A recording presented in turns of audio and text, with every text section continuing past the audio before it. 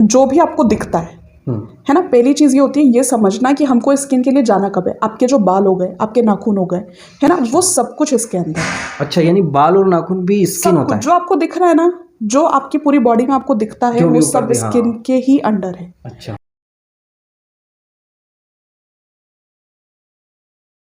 साथियों नमस्कार। त्वचा और अंग्रेजी में उसे कहते हैं स्किन, और ये बहुत ही इम्पोर्टेंट पार्ट्स होता है हमारी बॉडी का, लेकिन अक्सर हम उस पर ध्यान नहीं दे पाते। तो आज हमारे साथ ऐसे ही बहुत सारी जो स्किन से रिलेटेड डिसीज़ हैं, त्वचा से संबंधित जो भी बीमारियां हैं और त्वचा की देखभाल कैसे की जा सकती है, या स्किन से रिलेटेड जो भी अवेयरनेस है, उसको बताने के लिए हमारे साथ हैं जावरा की एकमात्र स्किन डॉक्टर विदिशा जी कौशिक शाकल्य जी। आप डॉक्टर अभिदीप जी शाकल्य की वाइफ हैं और आपने एमडी किया है, तो हम स्वागत करते हैं मैडम आपका। सबसे पहले बहुत बहुत स्वागत है जी। थैंक यू, धन्यवाद।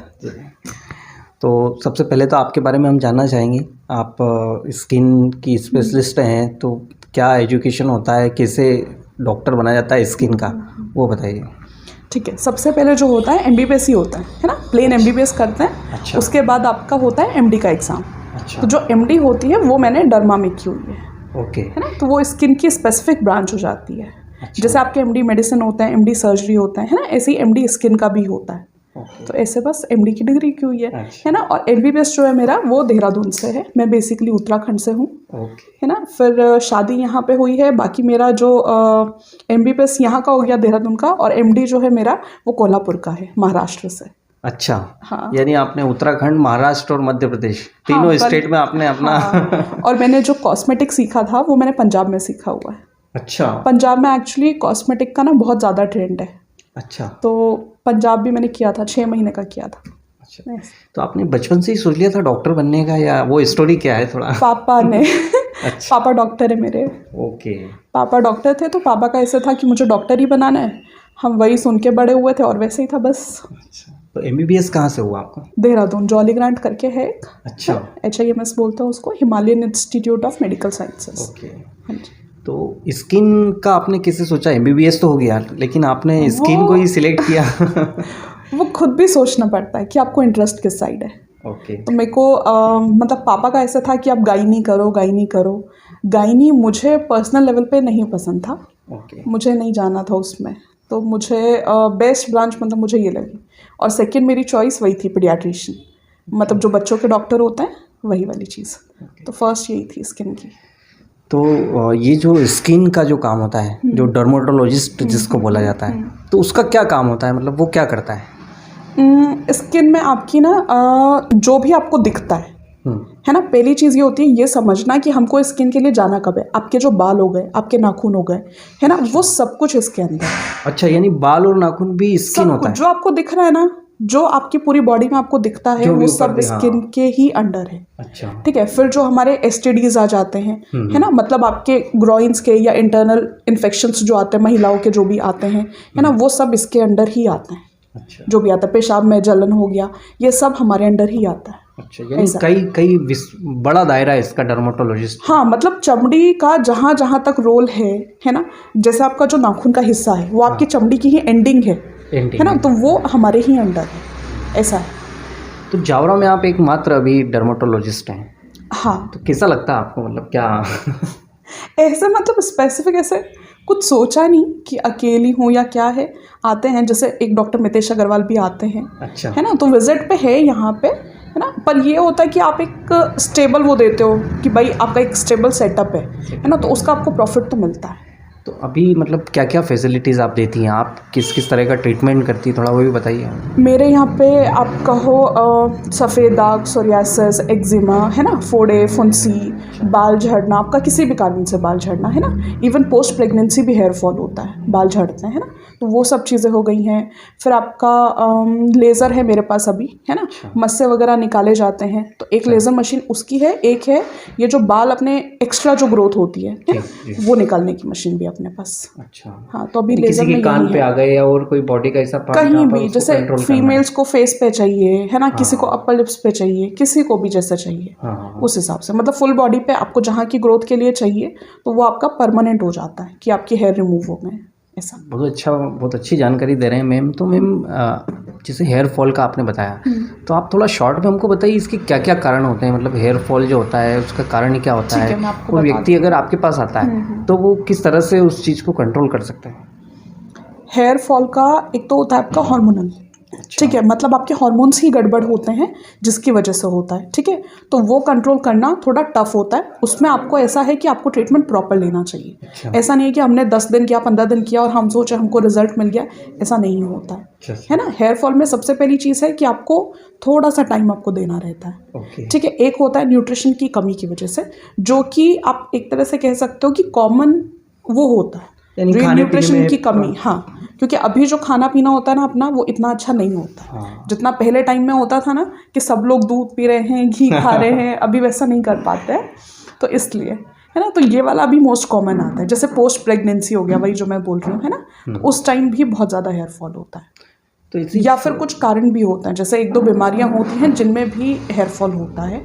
तो वो आप जब हम देखते हैं ना, तो हमको वो पैटर्न पता होता है, हमको देखते ही समझ आ जाता है कि इसमें हेयर फॉल क्यों हो रहा है इस बंदे में, फिर उस हिसाब से ट्रीटमेंट। नहीं, बिल्कुल। तो यानी खाने से लेके ट्रीटमेंट सब कर अगर व्यक्ति फोकस करे तो उसका हेयर फॉल कंट्रोल हो सकता है। हाँ, पर आपको इसमें वही है कि आपको लगना पड़ेगा। डॉक्टर सिर्फ आपको लिख के देगा, करना आपको ही पड़ेगा, ये वाली चीज़। ऐसे स्किन की अगर बात करें तो स्किन में क्या क्या प्रॉब्लम्स होती है। जैसे आज फेस को लेके बहुत अवेयरनेस है लोगों में कि हमारा फेस अच्छा दिखे। तो एक व्यक्ति का फेस अच्छा दिखे उसके लिए आपके क्या टिप्स हैं, और क्या कारण होता है कि जो फेस पे अलग अलग तरह की जो चीज़ें हो रही है आजकल। तो अभी क्या हो रहा है वर्तमान में, नई नई बीमारियां आ रही है, तो क्या स्किन में भी कुछ नई बीमारियां आई हैं। नई बीमारी का ये होता है कि अभी जो अपनी बेसिक रिक्वायरमेंट्स हैं, है ना, जैसे अभी विंटर है तो हम इसी की बात कर लेते हैं, है ना। आपको एक मॉइस्चराइजर डेली रूटीन में आपका होना चाहिए, है ना। आपका सनस्क्रीन डेली रूटीन में होना चाहिए।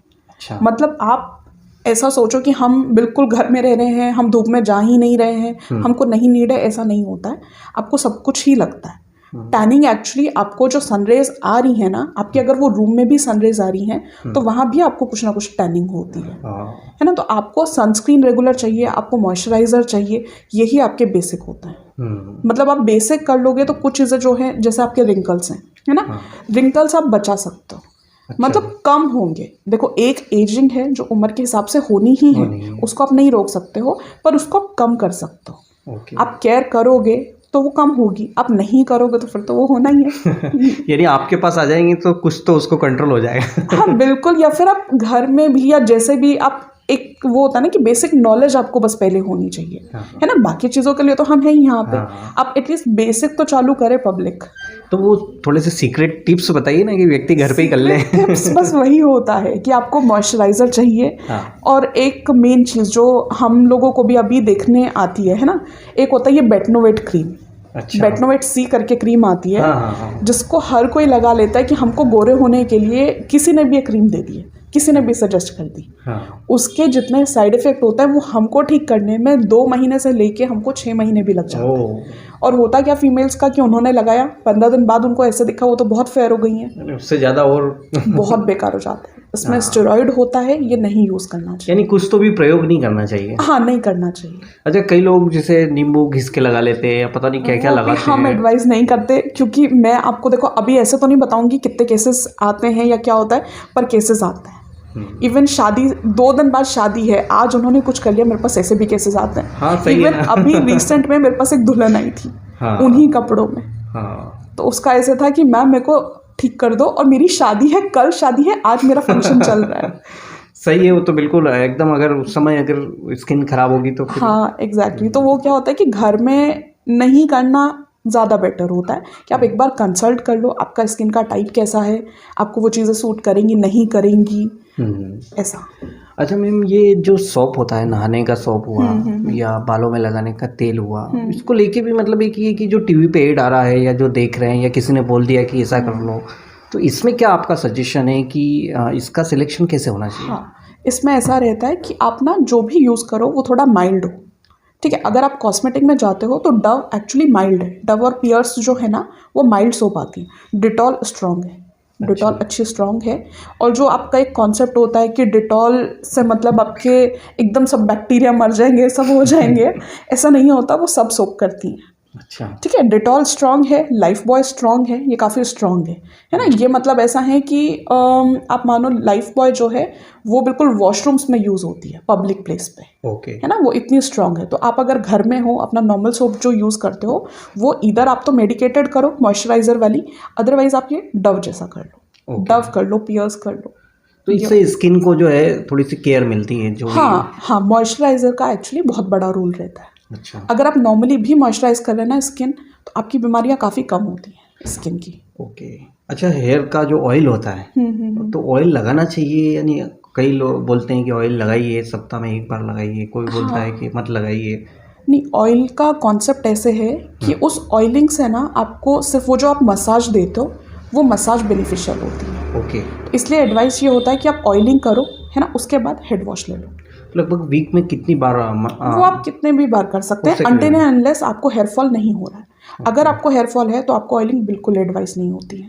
ओके। ऐसा देखिए, मैम जो है डर्मेटोलॉजिस्ट हैं जावरा की और एक मात्र हैं, और काफ़ी इन्होंने एमडी किया है, यानी एमडी का जो अवार्ड होता है वो बहुत बड़ा होता है। तो मैम ने हमें बहुत सारी टिप्स दी है। तो मैम कुछ और ऐसी बातें बताइए जिससे स्किन से रिलेटेड क्या होता है कि आज आपने जो बताई तो सिटी में तो या जो एलिट वर्ग है वो तो कर लेता है, लेकिन एक आम इंसान जिसको कुछ भी पता नहीं है वो ज़्यादा एक्सपेंसिव चीज़ें भी नहीं कर सकता, तो उसके लिए क्या गाइड है आप? देखो, विंटर्स में अगर मैं देखूं तो आप सिर्फ कोल्ड क्रीम यूज़ करो, है ना, बहुत ज़्यादा एक्सपेरिमेंट मत करो। नॉर्मल किसी भी मेडिकल से उठा के कुछ भी आप दवाइयाँ स्किन पे मत यूज़ करो। ओके। ये रहता है, क्योंकि केस बिगाड़ो मत। आप जो एक नॉर्मल रूटीन आपको करना है आप वो करते रहोगे तो जो भी आपको बीमारियां हैं वो बिगड़ेगी नहीं। पर आप कुछ भी लेके लगा लोगे ना तो वो चीज़ बिगड़ जाती है आपकी। और अच्छा, आजकल जो हेयर फॉल के बाद में जो ये विग वाला सिस्टम चला, आजकल बाल लगाते हैं, हाँ। तो क्या वो अच्छा रहता है या उसका भी कोई साइड इफेक्ट होता है, या क्या आपका क्या गाइडेंस है इसमें? एक्सटेंशंस का ना डिपेंड करता है। मतलब आपका ये है कि आपकी पर्सनली कितनी नीड है, आप किस प्रोफेशन में हो, है ना। और दूसरी चीज़ ये होता है कि अगर आप मुझसे पूछ रहे हो कि फाइनली उसका क्या साइड इफेक्ट है ना, ऐसा अगर आप पूछना चाह रहे हो, अगर आप लॉन्ग टर्म में कुछ भी, उसमें पिन होता है, अगर आप वो पिन लगाते हो, है ना, जो अभी के चल रहे हैं कि आप इतना सा एक्सटेंशन भी ले सकते हो, इतना बड़ा भी ले सकते हो, अगर आप वो पिन कांस्टेंट लगा रहे हो कि आप 12-12 घंटे डेली लगा रहे हो, तो आपके जो जितने हेयर हैं जिसमें वो क्लिप किए जाते हैं, है ना, वो भी हेयर फॉल हो सकता है। ओके। तो वो बेटर होता है कि इन केस आपको यूज़ भी करना है तो आप कुछ आवर्स के लिए करो, फिर उसको निकाल दो। ऐसा तो बहुत अच्छी बात है। तो मैडम, आप तो यहाँ पे जावरा में आपके ससुर जी भी डॉक्टर हैं, आपके हस्बैंड भी डॉक्टर हैं, आप सब डॉक्टर ही डॉक्टर हैं, तो आपको कैसा लगता है इस माहौल में? मतलब आपका क्या कहना है इस बारे में? बढ़िया है, अच्छा है। मतलब शाकलियो तो एक नाम है। हाँ। हम सब मतलब हम एक्चुअली अगर आप देखो तो हम लोग बहुत सारे ही डॉक्टर्स हैं, इधर भी हैं और हमारे रिश्तेदारों में भी सब डॉक्टर्स हैं। ओके। तो हमारे लिए ये अब एक ऐसा है कि कॉमन चीज़ है, पर हाँ हम इस पे बहुत प्राउड हैं कि दादाजी ने स्टार्ट किया था, है ना। तो दादाजी की वजह से आज आगे भी जितनी पीढ़ियाँ चल रही हैं वो उस चीज़ को आगे लेके चल रही हैं। हाँ। ऐसा। अच्छा, आपसे कोई भी यहाँ पर गाइडेंस लेना चाहे, ट्रीटमेंट लेना चाहे, तो क्या टाइमिंग रहता है आपका और लोकेशन क्या है आपकी? टाइमिंग मेरा 10 से 2 है सुबह में, है ना, और शाम को 5 से 6 है। अच्छा। और एड्रेस 21 गांधी कॉलोनी, चौपाटी, जावरा। अच्छा। तो देखिए, जावरा वालों के लिए एक बहुत इजी अवेलेबल एक स्किन का जो ट्रीटमेंट है वो है। तो आपको अगर स्किन से रिलेटेड कोई प्रॉब्लम है तो एक बार मैम से आप ज़रूर आके मिलिएगा। मैम का बहुत ही सहज नेचर है। तो बहुत अच्छा मैम। और कोई ऐसी बात जो आप मैसेज देना चाहते हो हमारे दर्शकों को, लोगों को? बेसिकली वही होता है कि आप कुछ भी उल्टा सीधा नहीं लगाएं स्किन पे। ओके। इससे बड़ा हमारे लिए कुछ भी नहीं होता है। मतलब खिलवाड़ छेड़छाड़ ना करें हाँ, स्किन से। क्योंकि उसके लिए क्या होता है ना, आप करके आते हो फिर आप बोलते हो कि मैम हमको 3 दिन में आप ठीक कर दो। तो वो जो हम 3 दिन में वाकई आपको बीमारी से ठीक कर सकते थे वो हम 3 दिन में नहीं कर पाते। पहले जो आप वो छेड़छाड़ करके आए हो ना, हमको वो ठीक करनी पड़ती है, फिर हम बीमारी तक पहुँचते हैं। ओह, ये चीज़ें किसी भी कॉमन इंसान को ना नहीं समझ। जैसे कि मैं आपको एक बहुत एग्जांपल देती हूँ, एक जालिम लोशन करके आता है हाँ है ना। उसका नाम ही जालिम है। हाँ, उसका नाम ही जालिम है। जब मैंने फर्स्ट टाइम वो सुना था, मैं मतलब इतना हंसी थी कि इसका नाम ही ये है। हाँ। ठीक है, फिर उसके बाद क्या होता है, पेशेंट उसको लगाता है, वो पूरा बर्न हो जाती है स्किन, चमड़ी जला देता। उसका ये है कि वो चमड़ी जला देगा तो आपको क्या लगता है वो तो बीमारी ठीक हो गई, हाँ। जबकि चमड़ी तो ये पूरी आप ऐसे स्ट्रेच करोगे तो इसकी वो layer- चमड़ी पूरी हाँ। उठ जाती है ना, तो वो अंदर रहता है परतों में। अंदर रहता है। आपको 2 दिन लगा आप ठीक हो गए, तीसरे दिन तो आपको ऐसा होता है कि अब तो चमड़ी जल गई, अब तो मैम के पास ही जाना पड़ेगा। तो बेटर ये होता है कि आप ऐसा कुछ ना करके पहले ही हमारे पास आ जाए। हाँ। तो वो जो ड्यूरेशन आपकी 15 दिन है वो कम से कम हम 10 दिन में आपको ठीक 10 कर दिन में देंगे। ठीक है, वो इजीली ट्रीटमेंट हो जाएगा उसका। Exactly, हाँ, ओके, हाँ। तो बहुत अच्छा, मैम ने बहुत अच्छी अच्छी बातें बताई है। और हम आगे कोशिश करेंगे कि जो स्किन से रिलेटेड जो बीमारियां हैं उनका मैम ट्रीटमेंट कैसे करती हैं, ये भी हम आपको समय समय पर बताएं। और किस किस तरह से, जैसे आजकल फेस पे पिंपल्स और पिंपल्स के निशान को लेके, मतलब युवा तो इतना है कि एक पिंपल्स आता है तो वो घबरा जाते हैं। तो हाँ, अभी अवेयरनेस है वो। हाँ। हाँ, हाँ। तो हम आगे आपसे इसी तरह की चीज़ें, जानकारियाँ प्राप्त करते रहेंगे। बिल्कुल। आज जो आपने समय दिया उसके लिए आपको बहुत बहुत धन्यवाद। बिल्कुल, धन्यवाद आपका भी। आप यहाँ पे आए, आपने इतना अच्छा ये आयोजन